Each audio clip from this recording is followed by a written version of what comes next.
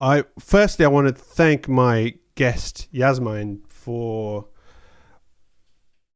fixing my camera before we came on. She gave me when a director gives you instructions on how to position your camera, you just follow it. So I had my camera right above, like about 15 centimeters up, with my glasses covering my eyes. And thankfully, I had the consultancy 2 seconds before we came on air from Jasmijn, and here they are, my eyes for you guys to see. Jasmijn Schrofer is a Dutch, Chinese, American director. She's relatively young given the amount of work she's put out already. We're going to be going through all of her work, and perhaps we should bring her on.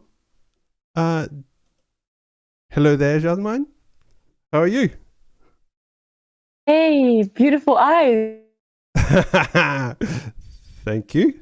How's it going? It's such a pleasure to have you here. I really didn't think we could make it, but here we are. You frozen? Oh my god. She fell. She dropped. Her call dropped. Just as she came on. Oh, yeah. There she is. She's back on. Hello there. You disappeared for a second. It's such a pleasure to have you here. To discuss Jasmijn's work, life, achievements, dreams, future, and accomplishments, I have with me two colleagues, Lilly Zafer, who is a film buff, as she wanted me to describe, but she's also a student of film, I have to say, with major accomplishments in the area. And Leticia Dáquer, podcaster, Brazilian podcaster, podcaster of Pistolando in Brazil, my partner in this endeavor in the Invita channel. And here they are. Hello guys, how are you? Such a pleasure to be on a full, Fine. Good to see you. Almost full female Good to panel. be here. Thanks for being here. So I wanted to, before we start talking about Jasmijn's work, I wanted to show her soon to be released, can I say that? Soon to be released film. Yes, absolutely. Death of Darkness. And I'll leave you with it first, and then we'll engage in chatter. Our society is illuminated 24 hours a day. It has become so common, so normalized, that we cannot imagine a world where it's dark as night once the sun sets. It's 2 a.m. now. I have to close the curtains to keep the street lights out. We didn't have that a couple generations ago. We didn't have all this access to light we have now. The 24-hour economy demands 24-hour light. Seeing my first firefly last summer actually made me appreciate darkness again. I started wondering how it would be to live in a place with no artificial lighting, and what the impact of lighting has on our well-being, as well as on our economy. The idea has grown into a project called The Death of Darkness.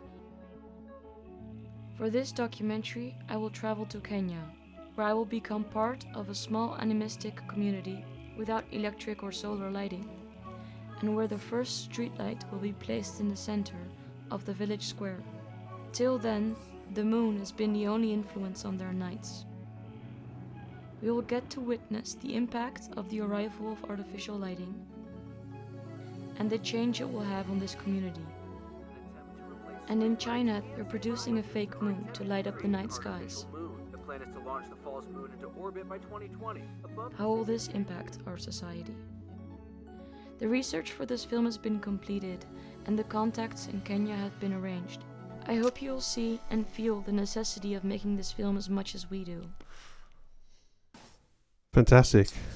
It's well, I didn't want to get straight into the Death of Darkness, but I just wanted to give the viewers a little bit of an idea of what you are aiming for on your next project.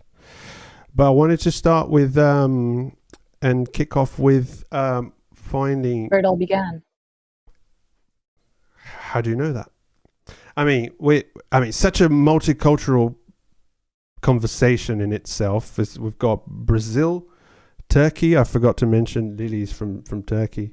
We've got UK, I guess, and just within your genes, we've got another 3 countries to introduce to the conversation. We've got you're a Chinese American Dutch, I believe, born in Holland, but son of an American, daughter of an American with a Chinese.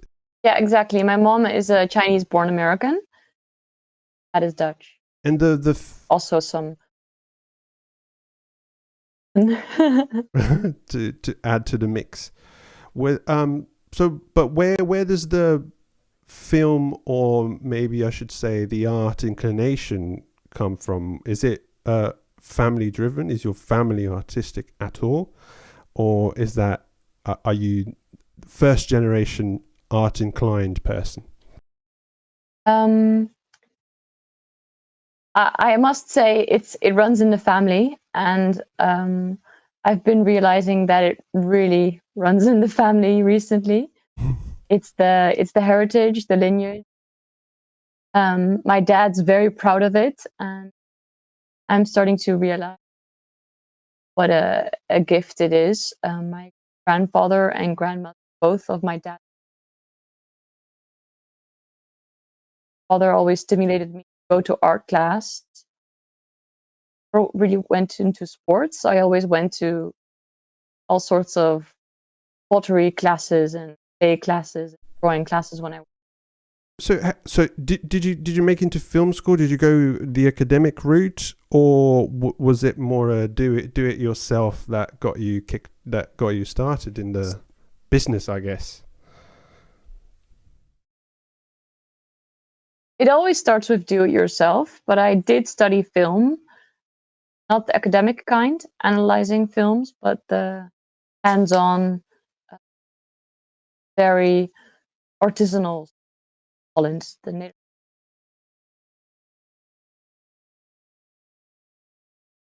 Right. So tell us a bit about your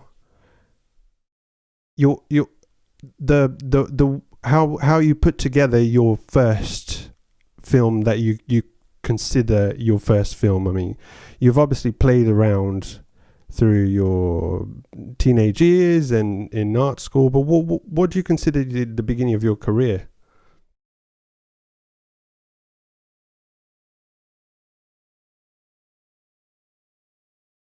I think my first film I consider being a film is the first film that got some recognition. So, been seen, of course, previous works, and it was the Unfold dance. But in a way, you were still approaching the dance film as a documentary. As you say, you felt you were documenting an event or a relationship, I should say, between you and your mother, no? Yeah, but I didn't use like documentary-based casting. So I did kind of reenact and cast and went for looking for location. But and I think actually that every even fiction film starts kind of from a documentary, because drive, which is personal or from your reality, in order to make it fiction. I think the line is always very vague for documentary becoming fiction Right. or fictionalized. Leticia? I was wondering why okay, so as you said, you didn't want to step right into Heart of Darkness, but since the trailer was already displayed, you mentioned that you changed the name. What's your reason for having changed the name? I'm just too curious. It was a minor. Leave it to the end of the interview. I'm sorry, I need to know. So the film was called The Death of Darkness, and I changed it into Death of Darkness. And it sounded a little less epic, removing the and calling it Death of Darkness made it sound more poetic.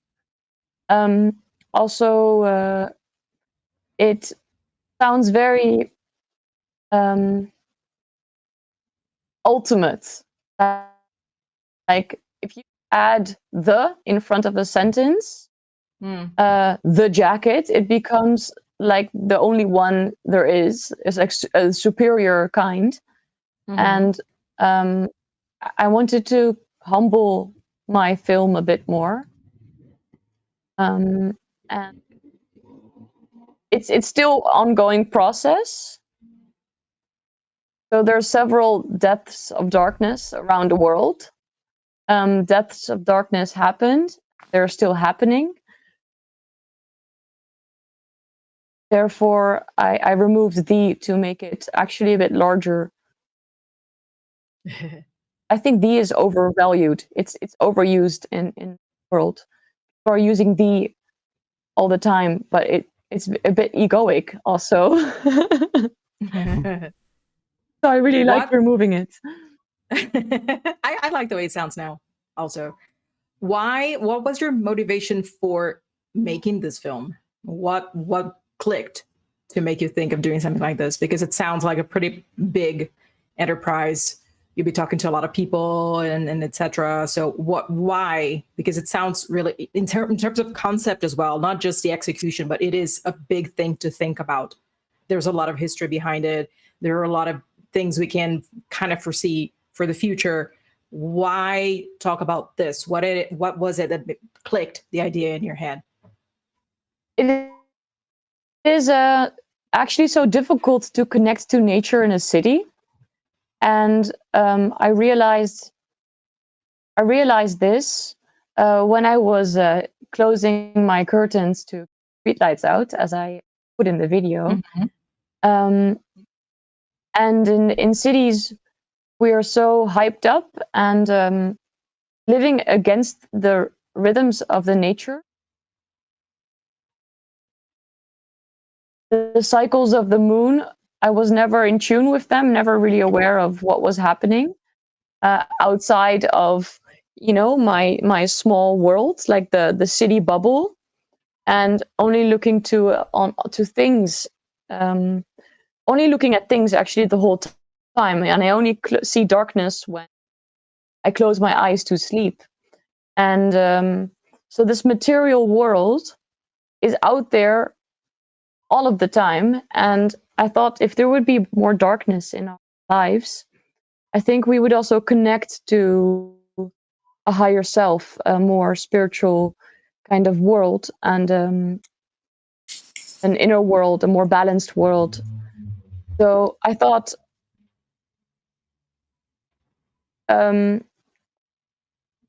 what kind of repercussions does light have? What is the meaning of it in our society, and symbolic way of how we use light? And then I actually saw light as something so negative after relating it to power and to money and to economy. and like superior and enlightened, that I was so curious to find out what is happening in darkness. And that's how my journey started. That's so much to think about. A lot of food for thought. Want to watch it? And I guess Yeah, and the sounds like film is it's very also- small. go, Lily. How small?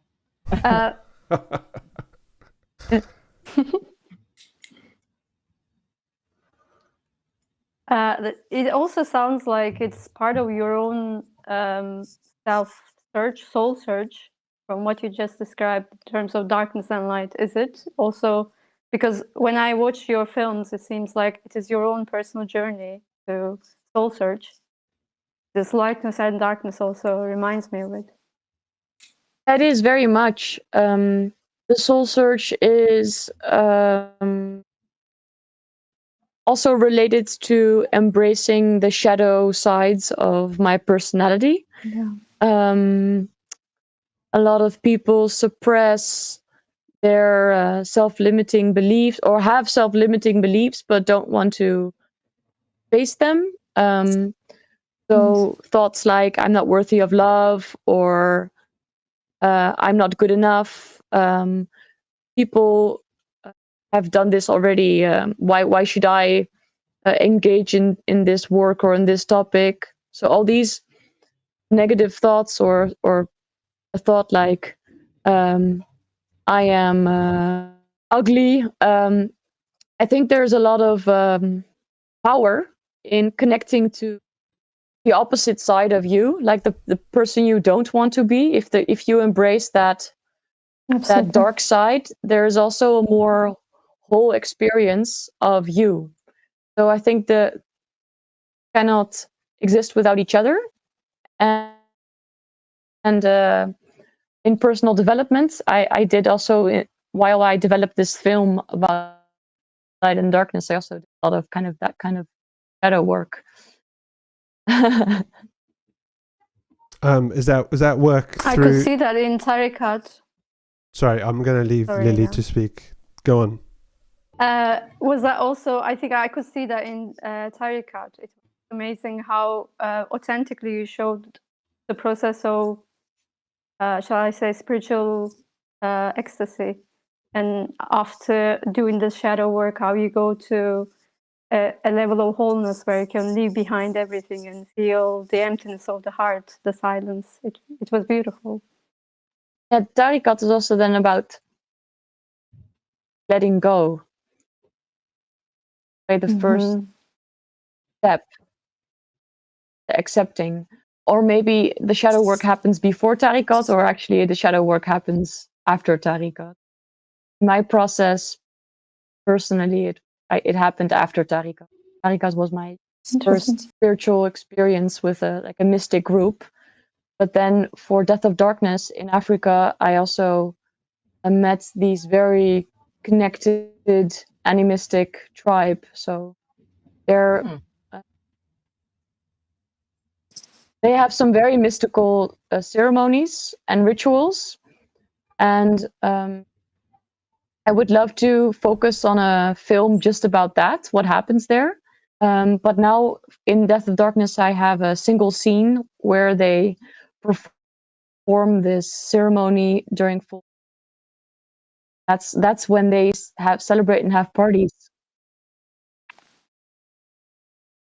I wouldn't say it's really more tribal than shamanic, because there are no potions, no infusions or any plant medicine being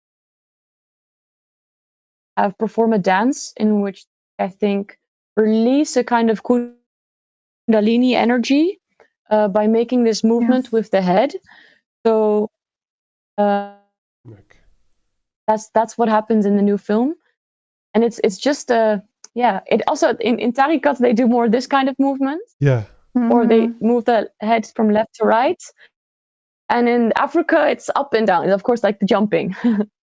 If they're grounded people more. I noticed. Sounds very Asian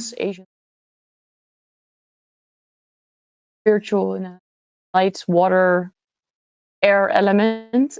Africans are spiritual and the earth element. Lilly, Yes. do you want to go deeper in the healing? Yeah, I was really actually Healing. moved by this. I felt that the right and left perhaps is feminine and masculine. I'm also really interested in Rumi or Sufism or any kind of esoteric schools. I'm from Turkey, but I've never actually been involved with them. But I've been reading Rumi a lot, which I think they are kind of the followers. And how the whirling dervishes do is holding the upper world and the underworld with their hand and turn around. I think what you describe in the African community is kind of similar. Is that what you would say? I see also a lot of connections. Absolutely. Yeah. Film doesn't focus on that, but I totally see that a lot of people around the world that do this kind of work, or not work, that have these sorts of celebrations in their life. Even in earth, so the hands, the way they keep their hands, movements from up to down, so then back and forward.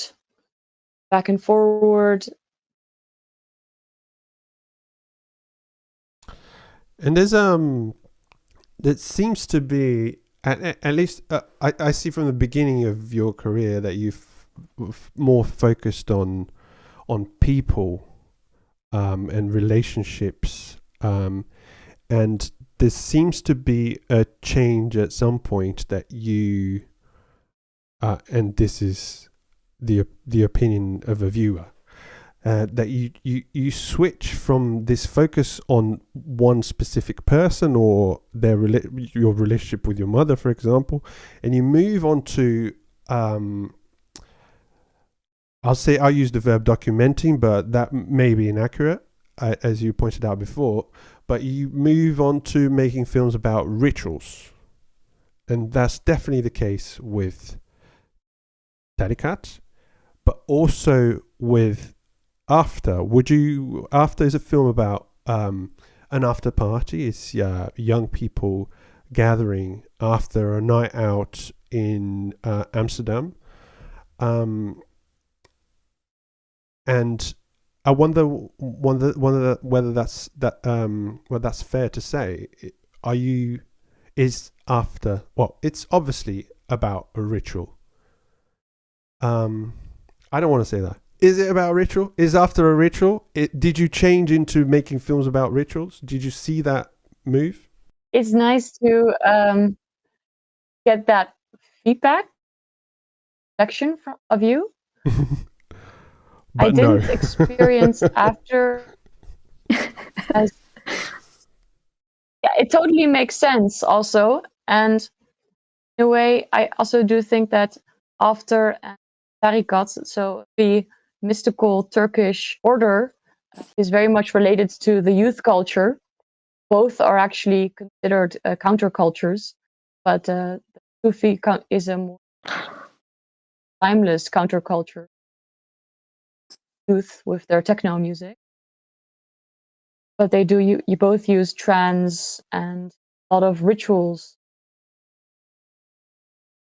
There's a little bit more mindfulness Sufism than in drugs, but when people take drugs together, I always enjoy the moments where it's a very communal decision, a collective decision. So it's like, hey guys, I want to check in with you. Do you feel like taking some extra MDMA? And yeah, if everyone I'm not doing on my own. You know that they gather in a circle. They also gather in a circle.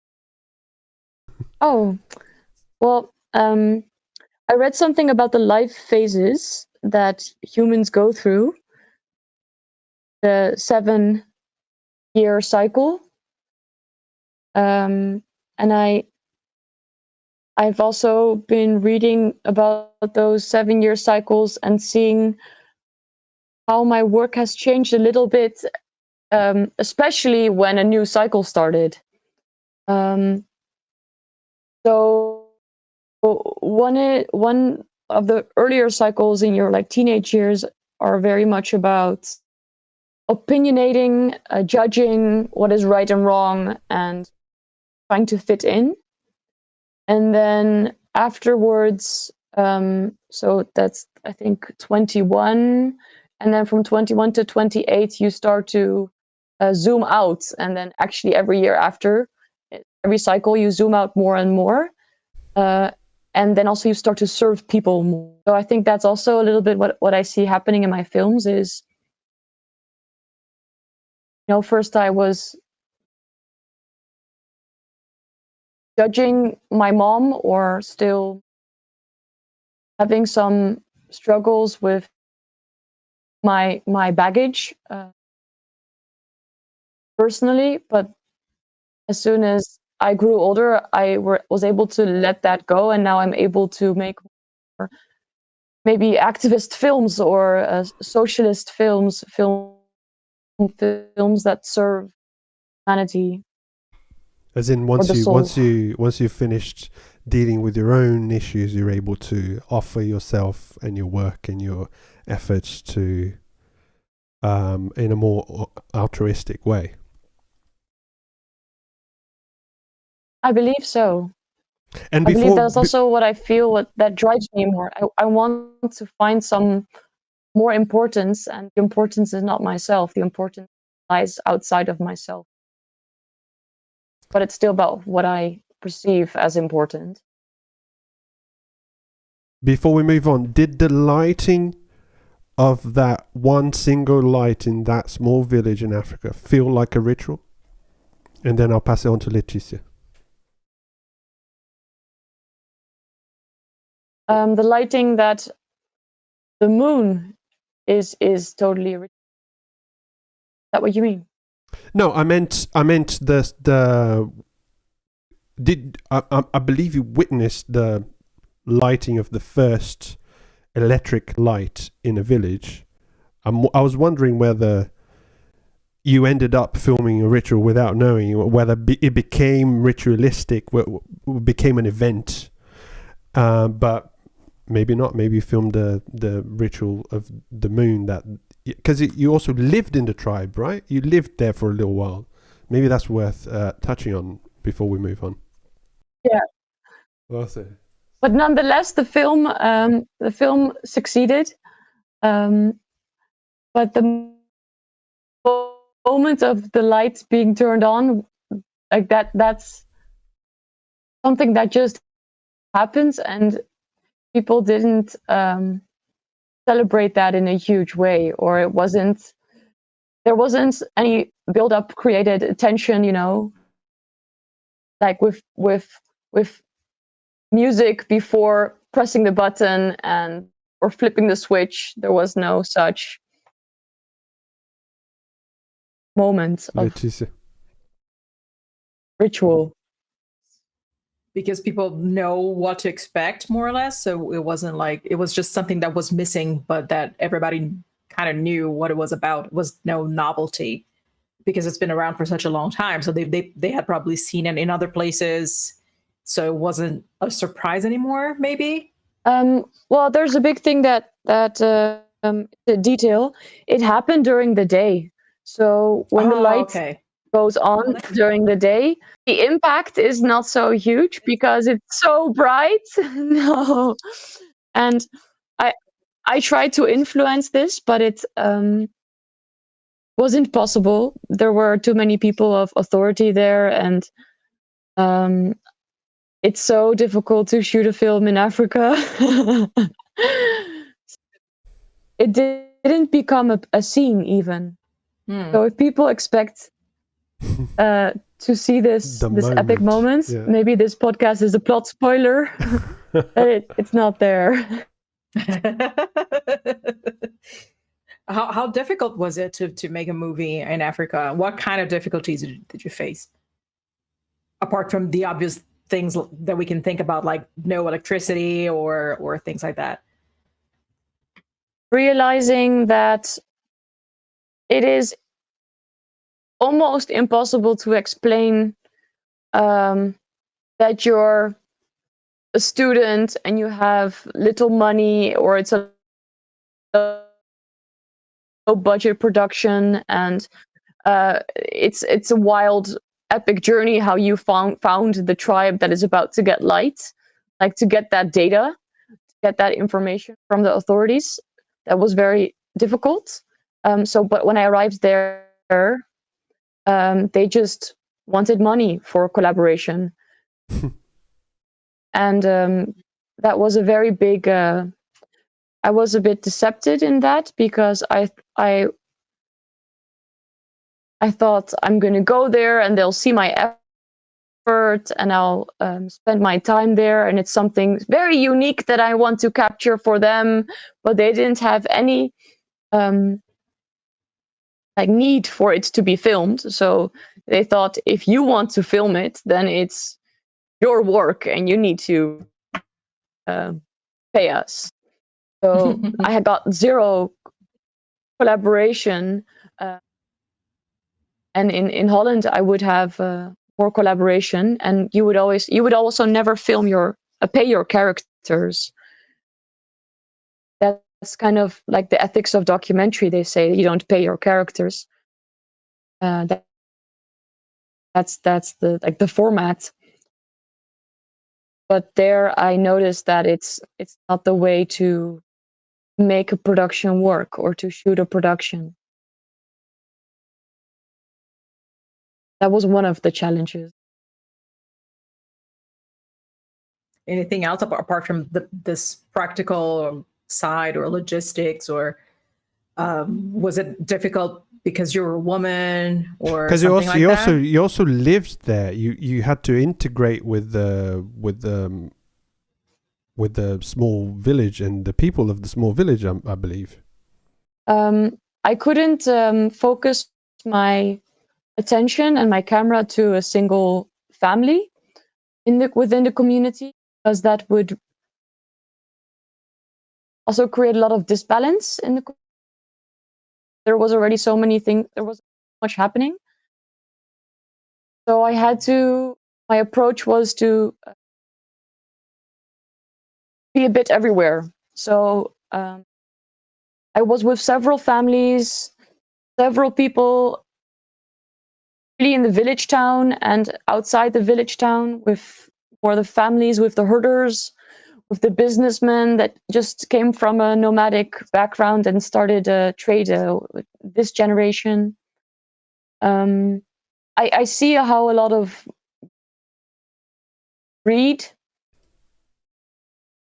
and jealousy, those feelings were projected onto me, or when I was with people from the community, then other people always so they saw me as an opportunity, and it sounds terrible to say they, but I mean, I was in the middle of nowhere, and I was the only foreigner, and I still am the only connection they have to the outer world, since there are no tarmac roads going to that place. So I'm still getting Facebook requests from people from that tribe kilometers away, because they heard I was there with them. You became a superstar, you know. Yeah, talk of the town. Did you expect that? So I think actually, what was another interesting something like that, the idea crosses your mind that this is going to happen, but was it the way you were expecting it to be? Did you think you were going to disrupt the climate among the people this much? Because you said you were disappointed, so you were probably expecting something else entirely in terms of how people would behave with each other regarding you, and people being jealous and so on. Did you see that coming at all? I didn't see the jealousy coming. I thought there would be more harmony within the community. I was looking for a very idealistic kind of lifestyle with a lot of love, time, and deep philosophical talks, because they have so much darkness, they have so much time, and they probably know all the answers to life. They live in such a slow pace, but what I found was a community that suffered from droughts. There were killings from other tribes because of cattle grazing on different grounds. So very traditional crises that caused conflict and war,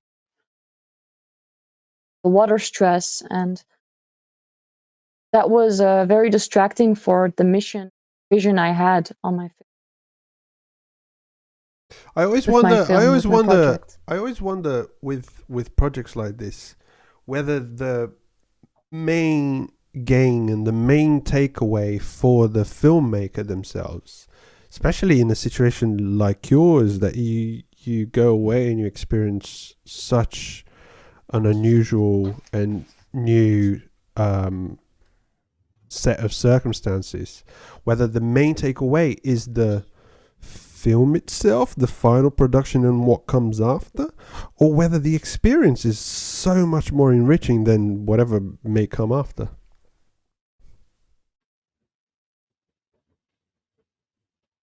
Yes, it is the experience, and sometimes it's an incredible burden to have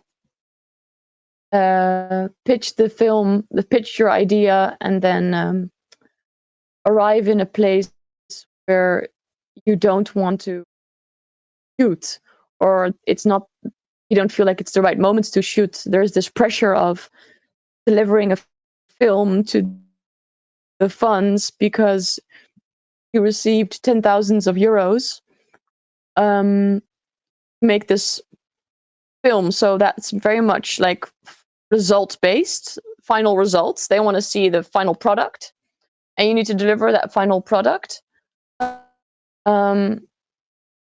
But making the film and having all these experiences, it's kind of mind blowing. And then sticking to your project, like, oh yeah, we're here to make a film. That's such a weird agenda to have. It's a bit ridiculous in a way. So some filmmakers are able to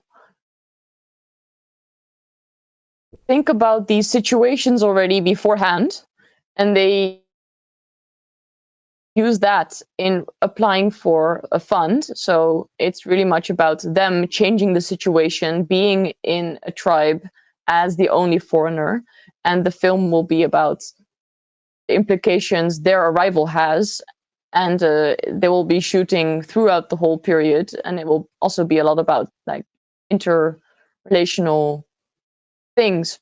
But my film and my pitch never had that form, so I didn't write in my project proposal how I would relate to them, or there was no wall being broken, no interaction. Like my film is a very much observing film, like the camera pretends not to be there, and I had to tell them very often, like, okay, don't look at the camera, just do whatever you're doing. And it's very unnatural, of course. It's interesting you mentioned that it's like camera is not there and as an observer, because in all of your films I felt that you're really good at capturing really authentic moments, as you say, just as an observer, but also really emotional landscapes.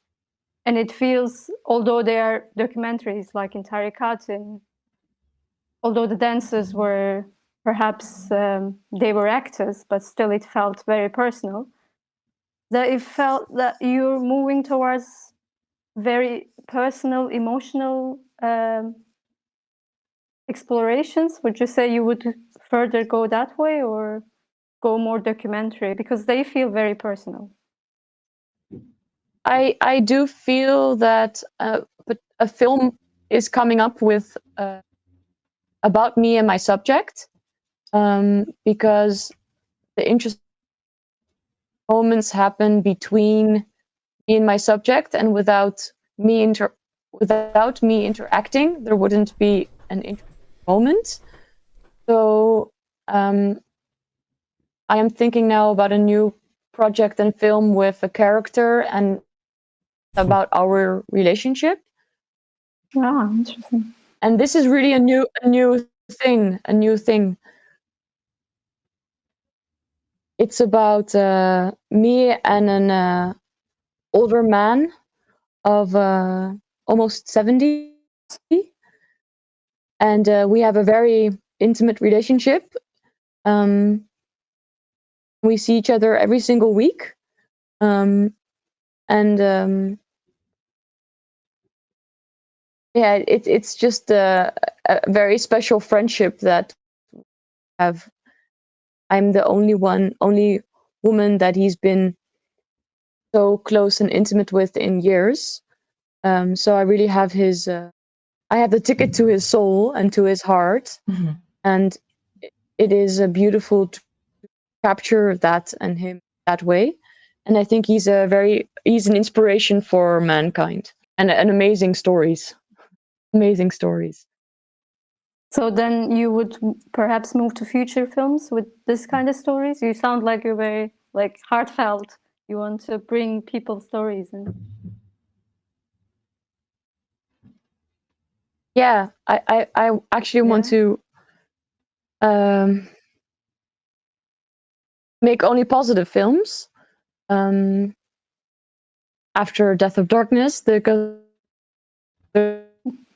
there's still, but I also don't really have a clear vision about where I'm going.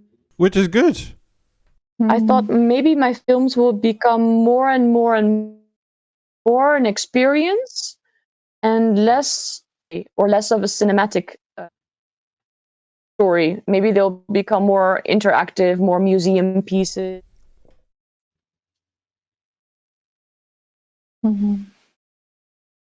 Theater.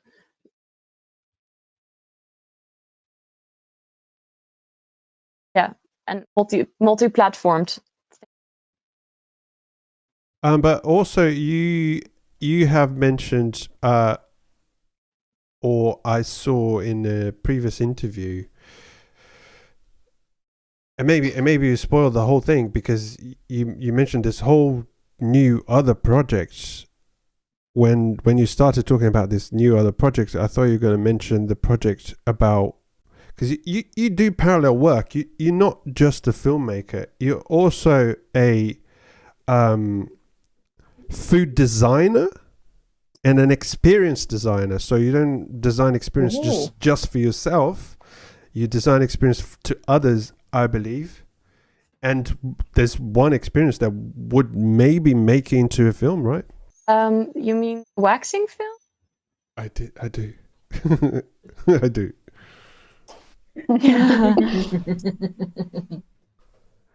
Yeah, so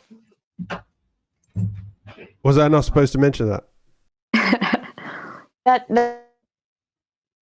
project, and this is also a bit of a performative film, and I'm also playing a role in this film. So I will be a waxer, or I have been a waxer for about 6 months, and I've been waxing especially the vulvas of women in a salon. So they a full Brazilian or Brazilian strip, and I did that work. So I spent a lot of hours making women feel comfortable while doing something extremely uncomfortable. And this 30 minutes journey for them was quite an experience. Me connecting to them on a very female level was what I want to investigate further. So I'm gonna make a film about waxing vulvas and I love that. researching I love it too. femininity. I don't love waxing, but I love the idea. And what do you love about it? what sounded It's so interesting. It's appealing? It's very interesting because it is a kind of torture. It hurts like crazy. Why do we do it? Why do we subject ourselves to it? And right? Who do we do it? Who do you do it for? This is huge. Yeah. Yes, it In doesn't make Turkey any too, sense. it's huge. But you get to have really intimate conversations with the person that is doing the waxing. That all of a sudden it's like drugs. All of a sudden you're in the deep end of the talk, and often it's very feminine subjects, as you say. It's amazing. Ritual. It's a ritual. Like Yeah. Yes, By the way, there's so many ritual, things yeah. involved. It's a There's so ritual. many things involved. Fuck. No. It is in a way. Oh shit, you're filming another ritual. Ding, ding. Can I come and play in this one? I get a free wax. Yeah, you can totally come. I would love to. We can meet in person. I can see if I can, how do you call that? Put in my budget a ticket from Brazil Yes. to Cambridge. Amsterdam to get the most expensive or cheapest wax you can imagine. Exclusive wax. Leticia, you're coming too, apparently. My God, no waxing, please. Can I just watch? Yeah, you won't.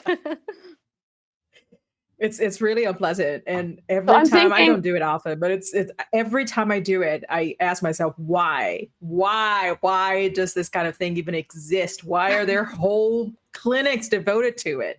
There's a huge one down the street from here, and it doesn't make any sense whatsoever, and still we do it. And I know that humans do a lot of things that don't make any sense, but this is so extreme because it hurts so much. And it's totally unnecessary. But there's so many things to investigate there. I'm really curious. I want to watch it now. Do you feel that why before you go or also after you have gone through waxing? After as well.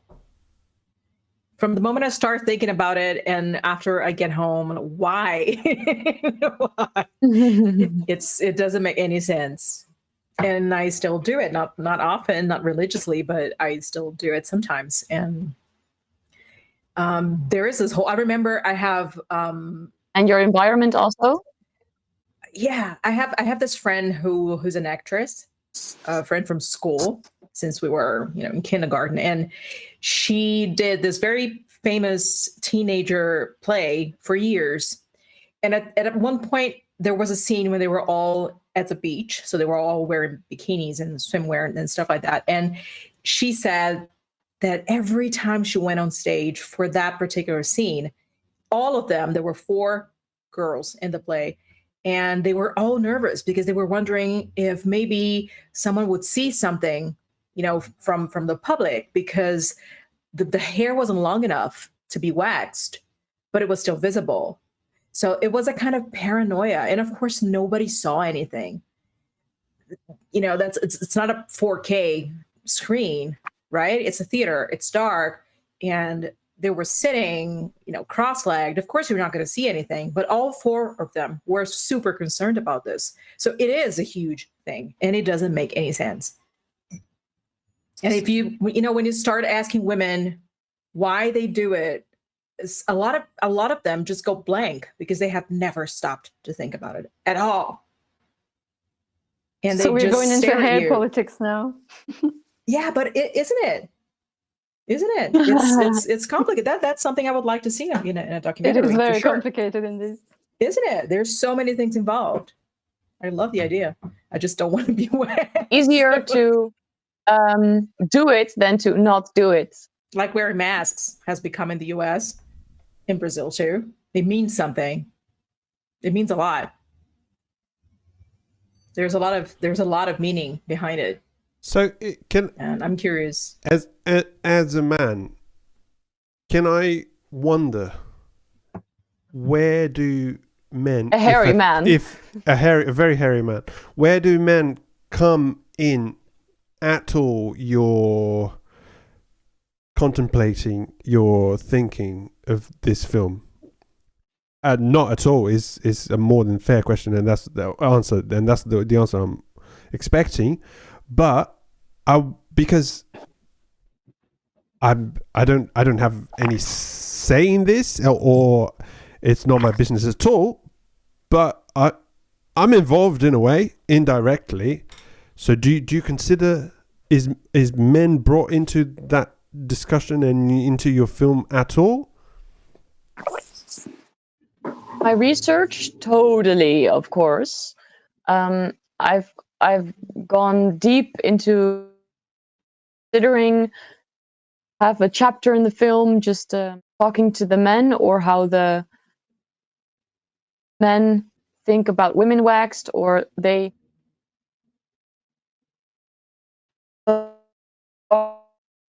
about their girlfriends or partners. Or them talking about themselves, like, are they also getting waxed if their partner is waxed? Does it happen equally, or does it one side? I have noticed that now it's becoming more popular, very logical in a way, because industry is indoctrinating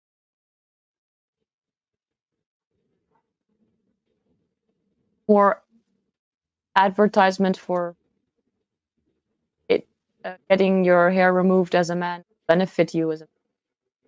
With that, they can increase their sales tremendously, because they all of a sudden they have of the other population, the men, that they can access or potentially access. So it's a good strategy. But this film is especially about the vulva, because it's so much hidden. It's a more of a hidden body part than men genitalia, and women do not look at their vulvas as much or just have around and see. So I'm also questioning whether women that get waxed actually have a better relationship with their genitalia, or what is better? Do they have they embraced the shapes of their inner and outer labia more, because they know their shapes, they know their body well, they may have any clue of what's going on because they don't put any hair in it. That's also some searching, are there any benefits in getting a wax? Is it helping women connect with their vulva in a positive way, or is it just all sexualized women, and we're all trying to become a robot, being super Barbie tight dolls. This is interesting. A friend of mine was looking into this subject and was doing vulva casting. And obviously you need to wax or shave before you go to do the casting. Yeah. Actually, I think in Holland, she used to go to Holland to do this. I think this is not so uncommon. For porn or for? No, just casting to develop a relationship with vulva, and also to be able to see different versions of it, so you can, as you say, develop a better relationship. Because often in porn, the variety is very, very small, and you get to see only certain beauty standard vulvas, and the rest is basically standardized, and the rest basically a lot of people think mine is very ugly because it's just you haven't seen it nowhere in the porn. So the idea, actually, the artist, I think I can find the details for you, but I think he's based in it's an artist. Holland. The idea is to bring more visibility to the varieties and shapes. But there you needed to be shaved or waxed, because then you could only see the full shape to add to your comment. That's interesting. I have some beautiful stories about women and how waxing had a positive impact on their lives. Because for waxing, a woman was confronted with her not being comfortable with her body, and her actually was confronted with the fact that she was waxing because of wanting a love and attention from a man. So it wasn't her embodied her vision that much, but through talking to another woman, which is the waxer, she got to process some of her traumas. Yeah, her shame and her trauma, and that was very healing. So also the waxer can be very nurturing, or just very entertaining. You would be, I think, entertaining. I also waxed some men. Those were especially gay men in my salon, and I would make a second movie. Oh, I want it. Exclusive for. I love your career already. I love it. I want to watch it. That's going to be funny to watch. Interesting. But timing-wise, I think first I should focus on the waxing of women, because it's more of a industry and more of a thing. Waxing of the men is more of a niche, but it's a growing niche, so it will be interesting in the next 5 years. Like, there's not hurry. Wow. Or that's at least. So, give us a time frame for when even though Death of Darkness is coming soon, give us a time frame for the puby one. I think within a year I could do it. Okay. Very simple format. I just need to find some amazing stories. I want to wax about 20 edits. I will choose like the top 7 conversations or the top 5 conversations. I will wove these conversations. So I will cut the dialogue on interesting moments. So the kind of the women talk to each other, but they're not talking to each other. I will be but through editing, a lot of women will be connected to each other. That's how I see the film happening. Jasmijn, it has been an immense pleasure. What do you think of the title? I need a title. Oh. Okay. We can work on that. I think it may need to have the radical the PUB radical. I thought immediately of, I don't know, going pubic. Yeah. Pubes. What about waxing is not for pussies?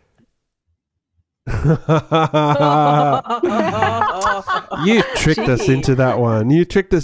Because you had a title already. You brilliantly thought of a title for months and months, and then you dropped us in the deep end. No, I didn't have it yet. I have it in Dutch. That was really good. What's it going to be like in Dutch? Can you translate it? Does it translate in a funny way, or does it get lost in translation? No, it doesn't translate. It's just, it translates a bit into cunt, as in a swear word. So I would call it like the cunt film. Which is also pretty good. Like the fuck film or the shit film. That's great. Cunt film is pretty good. Yeah. I would watch that. I totally want it. It's almost like that book from the Chicago 7, and one of the guys wrote a book that was called Steal This Book. Did you see that at all? There's a film called Chicago 7 on Netflix right now, and yeah, I know about the film. One of the guys wrote a bit of an anarchist, wrote a book called Steal This Book. So, she's gone. She didn't like my idea. No, she's still there.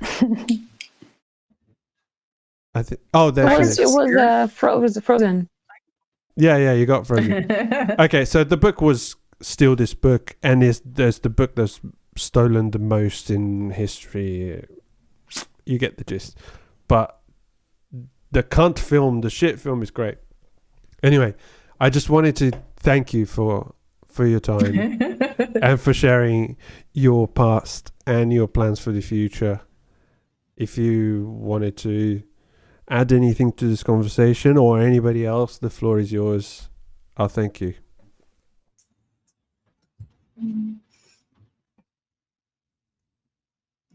Okay. Very much. I enjoyed your thank you. way of looking and listening. Wicked. Thank you. If you hold on the call. Nice to meet you. I deeply appreciate all the attention I got. Yeah. I'll kick out everybody else and we'll say goodbye. Thank you, everyone. Cheers. Thank you. Bye. Nice to meet you, Lily.